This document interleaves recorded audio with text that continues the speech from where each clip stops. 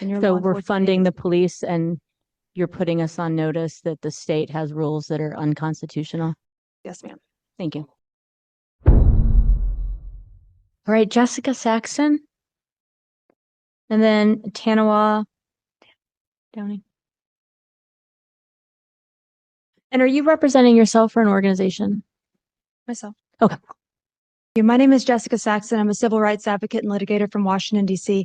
I'm here to provide public notice to you. This is in accordance with USCS Rules of Civil Procedure, as well as Rule 17 and Rule 20 of the United States Supreme Court.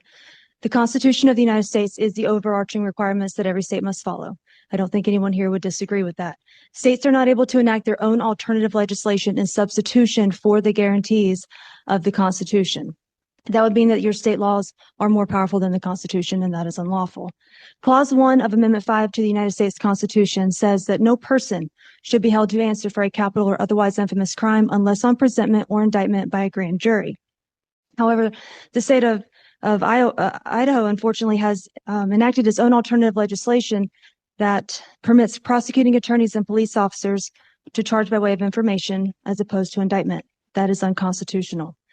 An emolument violation is when you pay a public official to commit a crime. There are two areas. I'm sorry, ma'am. What is the connection to the budget The hearing? connection to this is that you guys are. If this is legal notice, I'd ask that you do this with our attorneys. Well, what this connection is that you just had a budget that is allotting funds to go towards your police department. And your So law we're enforcement funding the agency. police and you're putting us on notice that the state has rules that are unconstitutional. So if the state has enacted an unconstitutional law and then you're paying your public officials to break that law, then yes, that would be unconstitutional and thus unlawful and illegal. And so we are here under the public hearing to provide notice. Yes, ma'am. Thank you. Go ahead. Excuse me. There are two areas of the Constitution that reinforces this. The one is Article 1, Section 10, where it says that no state shall create any law that shall impair the obligation of contract. So your police officers, your prosecutors, your judges, they're all under a contract. That was a contract based on their oath.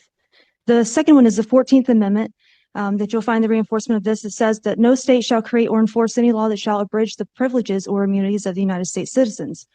Privileges and immunities of United States citizens are at a minimum those that are enumerated in the Bill of Rights and the First and Amendments, guaranteed and secured by the Constitution.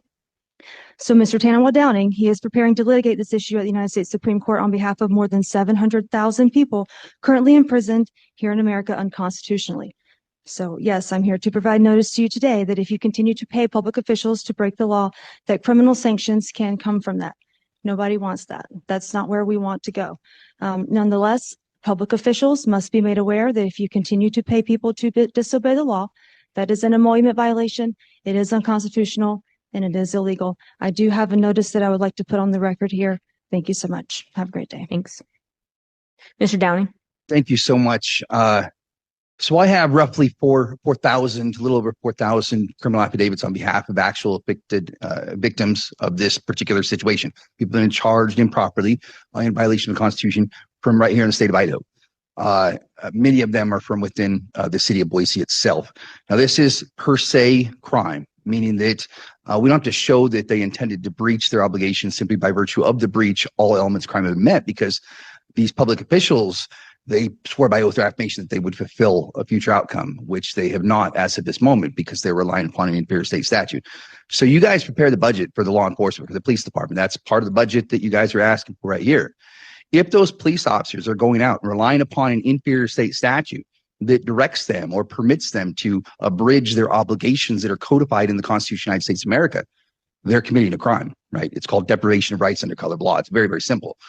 So, you cannot pay public officials to break the law. That's the emolument violation. We're providing notice to you guys. We're not trying to get anybody into trouble. We're not here confrontationally. We want to ask you guys to please step up and simply discharge the duties of your office, confirm the things we're saying by taking a look at Clause 1, Amendment 5, and then directing the agents to act in a lawful constitutional manner so we can avoid any further litigation.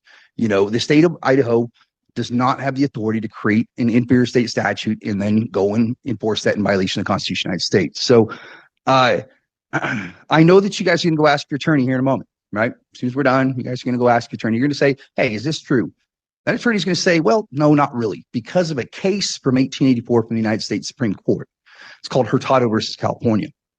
And before you guys choose to rely upon that as the foundation, I want to remind you guys that the Constitution of the United States is the foundation, not a judge-made ruling. Judges do not have the authority to legislate. Therefore, when the United States Supreme Court chooses to create a ruling and then place it at the foundation through the amending of the Constitution of the United States of America in other than lawful manner, because we all know that you got to go to Article 5 to confirm the way in which you amend the Constitution of the United States. Any other way would be an unconstitutional act. Supreme Court of the United States has no authority to create a ruling, place it at the foundation, and direct all the states to act in violation of the Constitution of the United States. Any amendment to the Constitution must be done by an authentic act of people in accordance with the special amending procedure of Article 5. So again, I'm going to go ahead and wrap it up here, but I'm going to ask you guys, please make sure that you look at the proper foundation and not the foundation that you guys are being directed to look at. Judges do not have the authority to legislate.